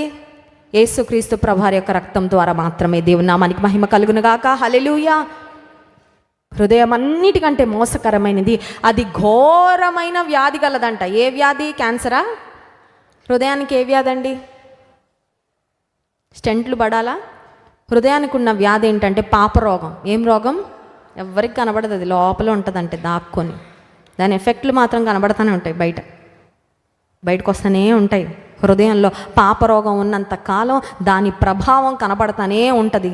పాపరోగం ఉన్న వ్యక్తులు తమకు తాము హాని చేసుకుంటారు, తమకు చుట్టూ ఉన్న వారికి కూడా నష్టాన్ని కలిగిస్తూనే ఉంటారు. వాళ్ళ కుటుంబానికి నష్టం, సమాజానికి నష్టాన్ని కలిగిస్తూనే ఉంటారు. కానీ ఆ హృదయంలో ఉన్న పాపరోగాన్ని తీసివేసేది దేవుడే. అందుకే దేవాది దేవుడు వాగ్దానం చేస్తున్నాడు ఏమనంటే, I will give you a new nature. ఏమిస్తారంట? ప్రాచీన స్వభావాన్ని తొలగించి, ఎఫెసీ పత్రికలో ఇందాక మనం చదివాం, ప్రాచీన స్వభావాన్ని తొలగించి నూతన స్వభావాన్ని దేవుడిస్తాను. 4వ అధ్యాయం చూడండి, ఆ మాట ఒక్కసారి చదువుకొని ముందుకు వెళ్ళిపోదాం. ఎఫెసీ పత్రిక 4వ అధ్యాయము మీ ప్రాచీన 23వ వచనం. చెడిపోవు మీ ప్రాచీన స్వభావము వదులుకొని మీ చిత్తవృత్తి యందు నూతన పరచబడిన వారై నీతియు యథార్థమైన భక్తియు గలవారై దేవుని పోలికగా సృష్టింపబడిన నవీన స్వభావమును ధరించుకొనవలెను. దేవుని నామానికి మహిమ కలుగును గాక. హల్లెలూయా. When you receive that new nature from God, ఈ నవీన స్వభావం ఎక్కడ దొరకదు? షాపింగ్ మాల్స్లో. ఈ నవీన స్వభావం నదుల్లో మునగడం ద్వారా, తర్వాత స్నానాలు చేయడం వల్ల ఏ విధంగా కూడా రాదండి. అది కేవలం దేవుడిచ్చేది మాత్రమే. ప్రాచీన స్వభావము నుండి విడుదల యేసుక్రీస్తు ప్రభువారి ద్వారా మాత్రమే సాధ్యము. నవీన స్వభావాన్ని, నూతన స్వభావాన్ని దేవుడు అనుగ్రహించేవాడు. దేవుని నామానికి మహిమ కలుగును గాక. 3వ మాట చదువుకొని మనం ముగించుకుందాం. 2 కొరింథీ పత్రిక 5వ అధ్యాయము 17వ వచనం. 2 కొరింథీ పత్రిక 5వ అధ్యాయము 17వ వచనం. ఎవడైనా క్రీస్తునందున్న ఎడల వాడు నూతన సృష్టి, పాతవి గతించెను, ఇదిగో క్రొత్తవాయను. ఇందాక చూసాం నూతన హృదయము, ఇంకోటి చూసాం నూతన ఆత్మ, ఇంకొకటి చూసాం నవీన స్వభావము. ఇవన్నీ లోపల. ఇప్పుడు దేవుడు అంటున్నాడు, I will make you all together as a new creation. నిన్ను ఒక ప్యాకేజ్ లాగా నేను మొత్తానికే మార్చేస్తాను. దేవుని నామానికి మహిమ కలుగును గాక. హల్లెలూయా. ఎంతమంది కావాలండి అది? ఒకసారి స్తోత్రం చెప్దాం. హల్లెలూయా. ఎవడైనను క్రీస్తునందు ఉన్న ఎడల వాడు నూతన సృష్టి. కొన్నిసార్లు రెనోవేషన్ చేస్తారు చూసారండి, ఇల్లు రెనోవేట్ చేస్తారు, పెయింటింగ్స్ మార్చేసి డిజైన్ మార్చేసి వస్తువులన్నీ తీసేశాక న్యూ లుక్ వచ్చేసరికి ఆ ఇల్లేనా ఈ ఇల్లు అనిపిస్తుంది కొన్నిసార్లు. ఖచ్చితంగా renovation. God is so good at transforming lives. పాడైపోయిన శిథిలావస్థలో ఉన్న బ్రతుకులను తలతల మెరిసే ఆయన తేజస్సుతో ఆయన మహిమతో ప్రకాశించే బ్రతుకులుగా మార్చడంలో నా యేసయ్యకు సాటి అయిన వారు ఎవ్వరూ లేరు. దేవుని నామానికి మహిమ కలుగును గాక. హల్లెలూయా. ఆయన యందు విశ్వాసం ఉంచి ఆయన చేతులకు మన జీవితాలను అప్పగించుకొని సంపూర్ణంగా విధేయతతో ముందుకు సాగితే ఆయన మనల్ని ఎంత నూతనమైన సృష్టిగా మారుస్తాడంటే మనల్ని మనమే గుర్తుపట్టుకోలేం. దేవుని నామానికి మహిమ కలుగును గాక. హల్లెలూయా. మనం నమ్మలేమండి. మనల్ని మనమే నమ్మలేనట్లుగా ఇతరులు చూసిన వారు కూడా ఆ వ్యక్తి ఈ వ్యక్తేనా అన్నట్లు ఆశ్చర్యపడే విధంగా దేవుడు తన కార్యాలు జరిగిస్తాడు. ఫిలిప్పీ పత్రిక 3వ అధ్యాయము 13-14 వచనాల్లో దేవుడు మనల్ని నూతన సృష్టిగా మార్చి ఆయన మహిమ కొరకు నడిపించాలంటే మనం చేయవలసిన ఒక పని ఉంది. చూడండి, ఫిలిప్పీ పత్రిక 3వ అధ్యాయం. సహోదరులారా, నేను ఇదివరకే పట్టుకొని ఉన్నానని తలంచుకొనను. అయితే ఒకటి చేయుచున్నాను, వెనుక ఉన్నవి మరచి ముందున్న వాటి కొరకు వేగిరపడుచు క్రీస్తు యేసునందు దేవుని ఉన్నతమైన పిలుపునకు కలుగు బహుమానము పొందవలెనని పరిగెత్తుచున్నాను. ఇక్కడ ఒక మాట ఉందండి, వెనుక ఉన్నవి మరచి, ఫర్గెటింగ్ వాట్ ఈస్ బిహైండ్. కొన్ని ఉన్నాయి మన జీవితంలో, గడచిన సంవత్సరం కానీ గడచిన జీవితంలో కానీ వాటిని ఏం చేయాలంటే మరచి. కానీ కొన్నిసార్లు కొత్త సంవత్సరంలోకి పాత సంవత్సరాలు లగేజ్ చేసుకొని వచ్చేస్తూ ఉంటాం. బ్యాగేజ్ ఏమంటారంటే దాన్ని బ్యాగేజ్ అంటారు. ట్రైన్లో మీరు ప్రయాణం చేస్తున్నారండి, మీ బెడ్రూమ్లో ఉన్నవంతా సర్దేశారనుకోండి, ఏమంటారు? ఈ ట్రైన్లో మీకు ఒక సూట్ కేసుకి చోటు కానీ మొత్తం సామాన్ అంతా వేసుకొచ్చేస్తానంటే ఫ్లైట్ ఉంటుందండి, ఫ్లైట్ జర్నీస్ వాళ్ళు ఒక రెస్ట్రిక్షన్ పెడతారు ట్రావెల్లో. మీ సూట్ కేసులు ఇన్ని పీసులు ఉండాలి, ఇన్ని కేజీలు ఉండాలి. ఎక్స్ట్రా తీసుకెళ్ళాలంటే దానికి ఏం చేయాలంటే డబ్బులు, మళ్ళీ దానికి కూడా లిమిట్ ఉంటుందండి. ఎక్స్ట్రా నేను ఫ్లైట్ అంతా నా సామాన్ నింపుతానంటే అలా కుదరదు. కొన్ని రూల్స్ అండ్ రెగ్యులేషన్స్. కొన్నిసార్లు జీవితంలో కొత్త సంవత్సరంలోకి వచ్చాం కానీ పాత సంవత్సరం బ్యాగేజ్ అంతా మోసుకొచ్చేస్తూ ఉంటారండి. పాత సంవత్సరం బ్యాగేజ్ అంతా మోసుకొచ్చావంటే ఇక నీ కొత్త సంవత్సరం కూడా పాత సంవత్సరం లాగే ఉంటుంది, నో డౌట్. వెనక ఉన్నవి, I know we have failed God many times. పాత సంవత్సరంలో మనం తప్పిపోయిన అనుభవాలు ఉన్నాయి. పాత సంవత్సరంలో మనము అయ్యో ఇలా ఎందుకు చేశానని సిగ్గుపడుతున్న పరిస్థితులు కూడా ఉండొచ్చు. పాత సంవత్సరంలో మనం మరి జరిగిన కొన్ని పరిస్థితులను బట్టి రిగ్రెట్స్ ఉండొచ్చు. పాత సంవత్సరంలో మనల్ని ఎవరైనా గాయపరిచినవి ఉండొచ్చు. అలాంటివి నువ్వు క్షమించేశాక ఏం చేయాలండి? మర్చిపోవాలి. అవన్నీ మెమరీలో పెట్టుకొని మళ్ళీ వాటిని ఫ్రెష్గా మళ్ళీ అప్పుడు ఏం జరిగింది అనుకుంటా ఉన్నావంటే నువ్వు వెనక ఉన్నవి మరవలేదు. నూతన సృష్టిగా మార్చబడుటలో ఒక భాగం ఏంటంటే వెనక ఉన్న వాటిని మర్చిపోవాలి. విడిచిపెట్టవలసినవి ఏం చేయాలంటే అంతే. విడిచిపెట్టినవి వాటిని ఎట్లా కన్సిడర్ చేయాలంటే కన్సిడర్ దెమ్ లైక్ ట్రాష్. కొన్నిసార్లు వదిలేస్తాం కానీ వదలబుద్ధి కాదు. అర్థమవుతుందండి? వదులుతాం కానీ వదలబుద్ధి. నేను ఆ మధ్యలో ఒకరి ఇంటికి వెళ్తే నాకు హోమ్ టూర్ ఇస్తున్నారు. మా ఇల్లంతా చూపిస్తాం రండి సిస్టర్ గారు అంటే. అన్ని రూమ్స్, బెడ్రూమ్ అంతా వావ్ సూపర్ అంత బాగుంది. కిచెన్ దగ్గరికి వెళ్ళామండి. కిచెన్ దగ్గరికి వెళ్తే సామాన్ మామూలుగా లేదు. అయితే అక్కడ బ్రదర్ ఒక మాట చెప్పారు, మా వైఫ్కి ఒక బలహీనత ఉందండి, ఏది పడేదండి కిచెన్లో. హ్యాండిల్ ఇరిగిపోయినా, గరిటెలు వంకర అయిపోయినా, పగిలిపోయినా అన్నీ ఏంటంటే జ్ఞాపకాలుగా, మెమరీస్గా అన్నీ. అందుకని ఆ కిచెన్ అంతా ఒక గోడౌన్ లాగా ఉందండి. ఎలా ఉంది? పాత విరిగిపోయి ఎందుకు పనికి వస్తాయి? మా అమ్మగారు పెట్టారు నాకు కదండి. అది నేను ఆ ఊరికి వెళ్ళినప్పుడు ఎలా వదులుతా నేను అని. పరలోక రాజ్యం వెళ్ళేటప్పుడు రెప్పపాట్లు ఏమవుతా అండి? బీరువాళ్ళు రావు మనతో. నెక్లెస్లు, నీకు ఇష్టమైన దిండు, నీకు ఇష్టమైన దుప్పటి, నీకు ఇష్టమైన సోఫా ఏమీ అన్నీ వదిలేసి వెళ్ళిపోవడం అంతే. దేవుని నామానికి మహిమ కలుగును గాక. హల్లెలూయా. ప్రియ యేసురాజును నే చూచిన చాలు, మహిమలోనే నాయనతో ఉంటే చాలు, నిత్యమైన మోక్ష గృహము నందు చేరి భక్తుల గుంపులో హర్షించిన చాలు. దేవుని నామానికి మహిమ కలుగును గాక. హల్లెలూయా. వదిలేయాల్సినవి ఏం చేయాలండి? వదిలేసినవి వాటిని ఎలా ఎంచాలంటే కన్సిడర్ దెమ్ లైక్ ట్రాష్. మీరు చెత్త తీసుకెళ్ళి చెత్త డబ్బాలో పడేటప్పుడు ఏదన్నా హార్డ్ ఫీలింగ్స్తో పడేస్తారా? విలువైన పడేస్తున్నా అనుకోం కదా. పడేసి తడి చెత్త పొడి చెత్త బండి ఎప్పుడు వస్తుందా, ఎప్పుడు ఎత్తుకెళ్ళిపోతారా అని వెయిట్ చేస్తా. ఎందుకంటే అవి పోతే మనకి మనసు చాలా విడిచిపెట్టిన అనుభవాలు, విడిచిపెట్టిన పద్ధతులు, విడిచిపెట్టిన ఆచారాలు, విడిచిపెట్టిన స్నేహాలు, విడిచిపెట్టిన పాపాలు, విడిచిపెట్టిన పరిస్థితులు, వ్యసనాలు, వాటిని ఎలా చూడాలంటే ట్రాష్ అంతే. చెత్త. ట్రాష్ అంటే ఏంటండి? చెత్త వద్దు.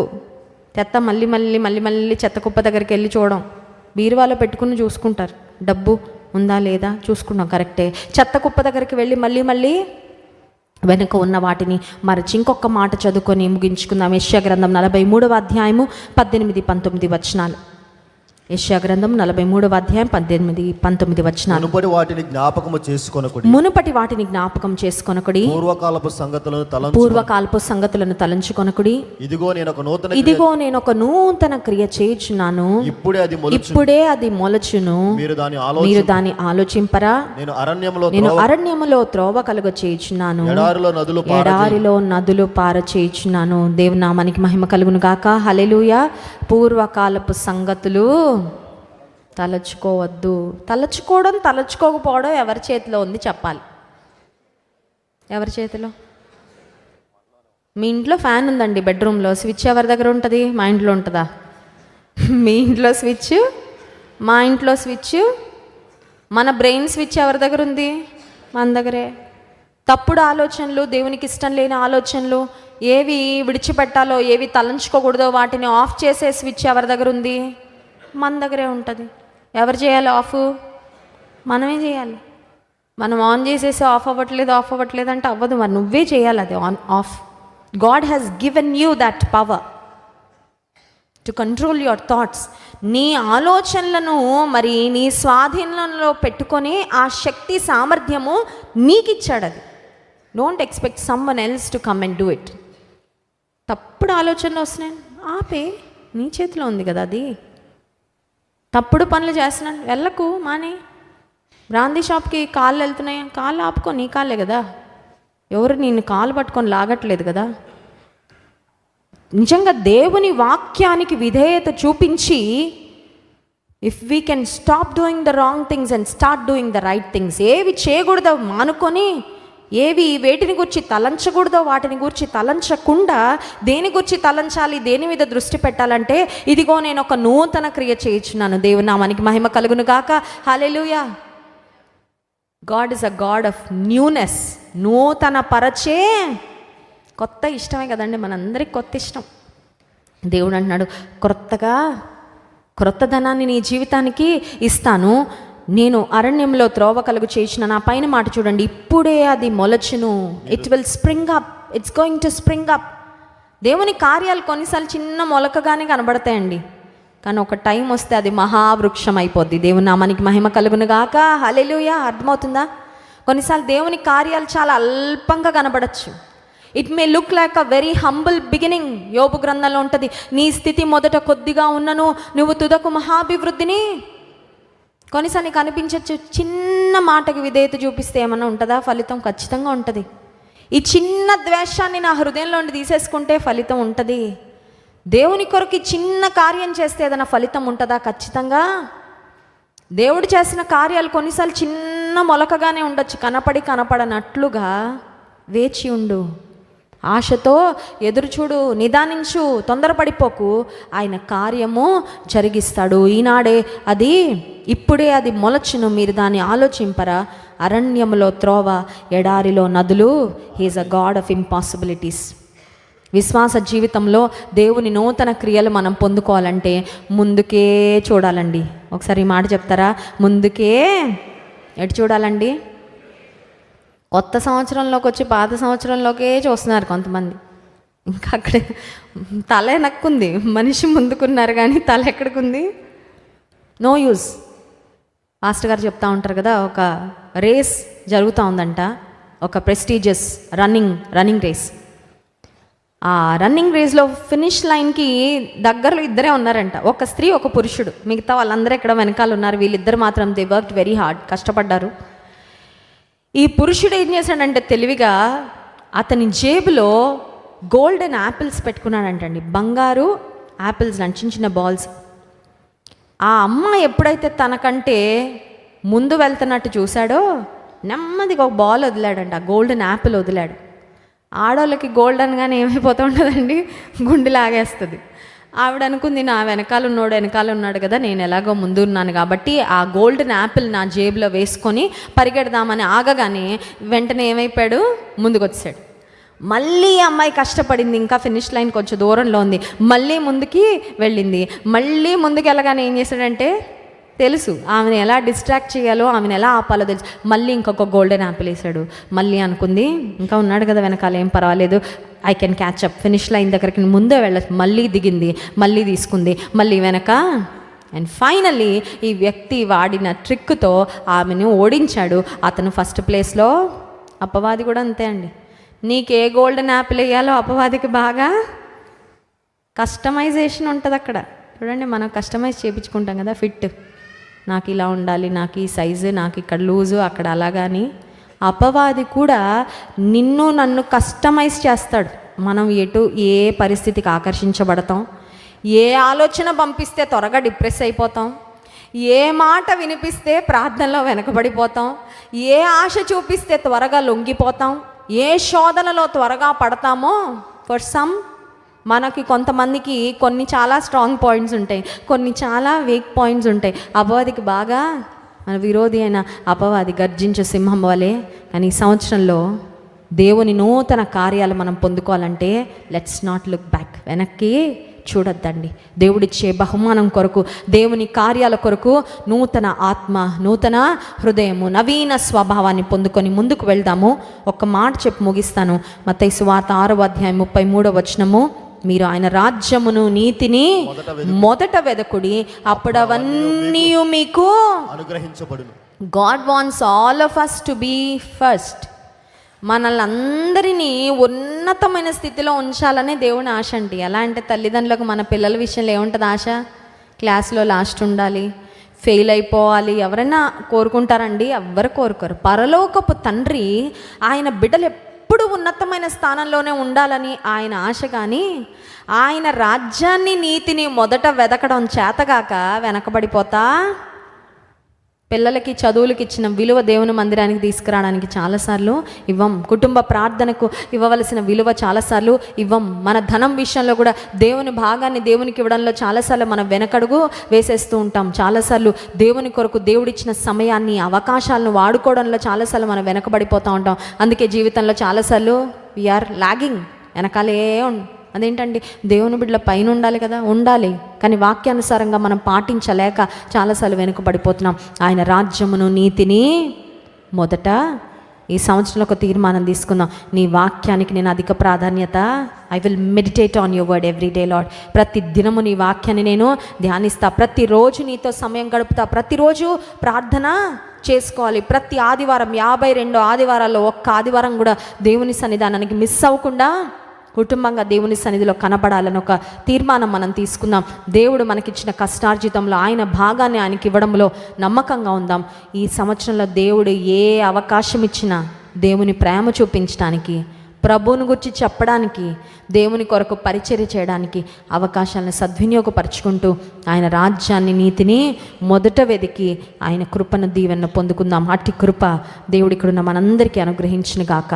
ఆమేన్. కళ్ళు మూసుకోండి, ప్రార్థన చేసుకుందాం. నూతన సంవత్సరంలోకి దేవుడు మనల్ని ప్రవేశపెట్టారు. అవకాశం ఉన్నవారు మోకరించండి, అవకాశం ఉన్నవారు మోకరించండి.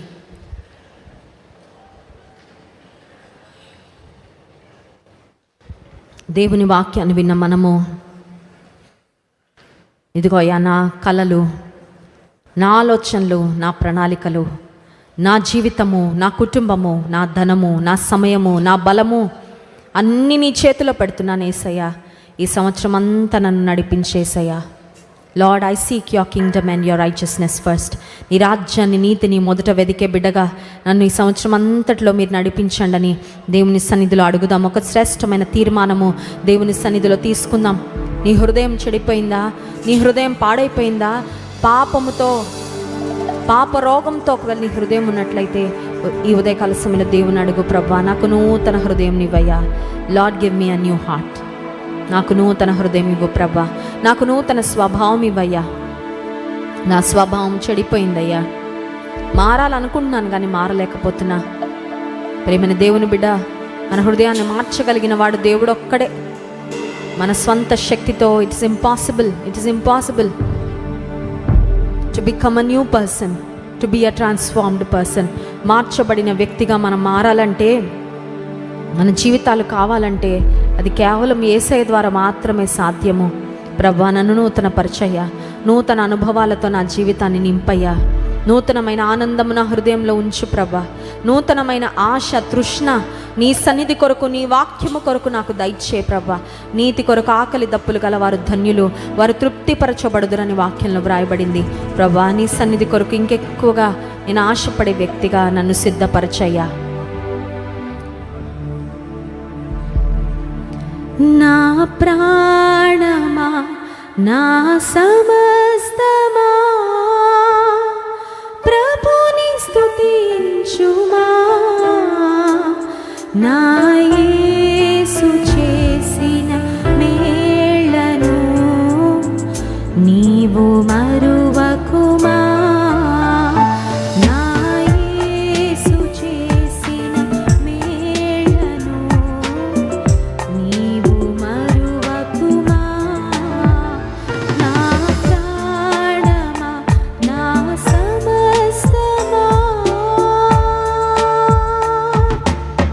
సంవత్సరంలో ప్రభా, నీ కార్యాలను జ్ఞాపకం చేసుకొని నిన్ను స్తుతిస్తున్నానయ్యా. గతకాలం అంతా, గత జీవితంలో నన్ను నడిపించిన దేవుడో, ఈ సంవత్సరం అంతా కూడా నా చేయి పట్టుకొని నన్ను నడిపించయ్యా. అనుదినము నాకు తోడుగా ఉండయ్యా. నీ వాక్యం ద్వారా నాకు ఉపదేశిస్తురా ప్రభా. నీ మార్గాల్లో ఉండి కుడికి కానీ ఎడమకు కానీ నేను తొలగకుండా నేను వెంబడించే కృప నాకు దయచే ప్రభా. ప్రతి ఒక్కరం అడుగుదాం. దేవుని సన్నిధిలో నీ మనస్సులో ఏముందో అది ప్రభుకు చెప్పుకో. నీ మనవులు దేవుని సన్నిధిలో తెలియచేయి. నీ హృదయాన్ని విప్పు. నీ హృదయంలో ఉన్న భారము ప్రభుతో పంచుకో. మన దేవుడు ప్రార్థన ఆలకించేవాడు. నీ గుండెలో ఉన్న భారం అంతా ఆయన తొలగించేవాడు. నీ హృదయంలోని వేదన అంతా ఆయన తీసివేసే దేవుడు. నువ్వు తన హృదయాన్ని నీకు ఇస్తానని వాగ్దానం చేస్తున్నాడు. నీ హృదయాన్ని తేలికపరిచే దేవుడు ఆయన. ఇంకా పాత ఆలోచనలతో, పాత గాయాలతో, పాత పరిస్థితులతో ఇంకా నీ హృదయాన్ని నీవు నింపుకున్నావా? దేవుని సన్నిధిలో అడుగు. Lord, I'm emptying myself in your presence Lord. నా హృదయాన్ని నేను ఖాళీ చేసుకుంటున్నా ప్రభా. నూతన ఆనందము, నూతన సంతోషం, నూతన నెమ్మది నా హృదయంలో నింపయ్యా. నన్ను నూతన సృష్టిగా మార్చు ప్రభా. I want to be a transformed person Lord. మునుపటి వ్యక్తిగా నేను బ్రతకాలనుకోవడం లేదు ప్రభా. ఆత్మానుసారమైన వ్యక్తిగా నా జీవితాన్ని మార్చయ్యా. దైవికమైన వ్యక్తిగా నా జీవితాన్ని మార్చు ప్రభా. నాలో ఉన్న ద్వేషము, కోపము, అసూయ, పగ, ఇతరుల మీద నిందలు వేసే మనసు, ఇతరుల యొక్క బలహీనతలను ఎక్స్పోజ్ చేసి అవమానకరంగా ప్రవర్తించే ఆ మనస్సు తొలగించు ప్రభా. నీ ప్రేమతో నా హృదయాన్ని నింపయ్యా. అడుగుదామా? నా హృదయాన్ని ప్రేమతో నింపయ్యా. ఎక్కువగా నీ ప్రేమతో నేను నా హృదయాన్ని నింపుకోవడానికి సహాయం చేయ ప్రభా. ప్రేమని సహోదరి అడుగు ప్రభును. మన హృదయం దేవుని ప్రేమతో నింపబడితే చాలు. మన కుటుంబాలు, మన గృహాలు పరలోకంగా మారిపోతాయి. Lord, give me more love. అడుగుదాం ప్రభా. నా హృదయంలో నీకు ఇష్టం లేని అనుభవాలన్నీ ఖాళీ చేసుకుంటున్నానయ్యా. Lord, I'm emptying myself Lord. Fill me with your power, fill me with your love, fill me with your strength, fill me with your might. నీ శక్తితో నన్ను నింపయ్యా. నీ ప్రేమతో నన్ను నింపయ్యా. నీ సహనముతో నన్ను నింపయ్యా.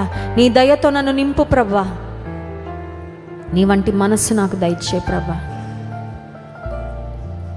నేను, నా ఇంటి వారు నిన్ను సేవించాలయ్యా. నేను నా కుటుంబము నిన్ను వెంబడించాలి ప్రభా. కుటుంబంగా మేము ఆనాడు నోవహు కుటుంబం రక్షణ ఓడలో చేర్చబడినట్లుగా నీ రక్షణ అనుభవంతో మేము నింపబడాలి ప్రభా. నీ కార్యాలు జరిగించు. పరిశుద్ధ ప్రేమ కలిగిన తండ్రి, నీకు స్తోత్రాలు. ఉదయకాల సమయంలో నీ సన్నిధి ఇంతవరకు మాకు తోడుగా ఉంచి నీ వాక్యం ద్వారా మాతో మాట్లాడినందుకు స్తోత్రాలు. నీవిచ్చే నూతనమైన అనుభవాల కొరకు మేము ఎదురు చూస్తున్నామయ్యా. నూతన ఆత్మీయ అనుభవాలతో ఇక్కడున్న ప్రతి ఒక్కరిని నింపమని కోరుతున్నాము.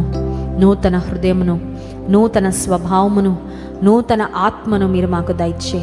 నూతన సృష్టిగా మా జీవితాలను మీరు మార్చండి తండ్రి. మునుపటి వలనే మేము జీవించక ప్రభా, లోకము కొరకు మేము బ్రతకకుండా నాయన, మనుషులను సంతోషపెట్టుట కొరకు మేము బ్రతకకుండా ప్రభా, మమ్మల్ని రక్షించిన, మా కొరకు ప్రాణం పెట్టిన, నిన్ను మహిమపరచుటకు మాత్రమే ప్రభా ఈ లోకంలో మేము బ్రతకడానికి నీ కృపను, నీ సహాయంను సమృద్ధిగా దయచేయండి.